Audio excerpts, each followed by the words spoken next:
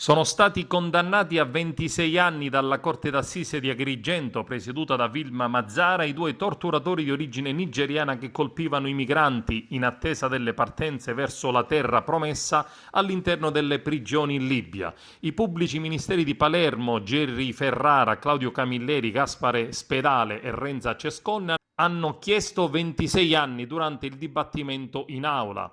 Sono due infatti nigeriani di 44 e 26 anni e sono responsabili di associazione a delinquere finalizzata alla tratta di esseri umani, sequestro di persone e violenza sessuale.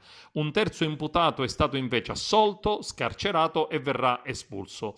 Dai racconti dei testimoni arrivati a Lampedusa 2 anni fa emerge un quadro drammatico, inquietante.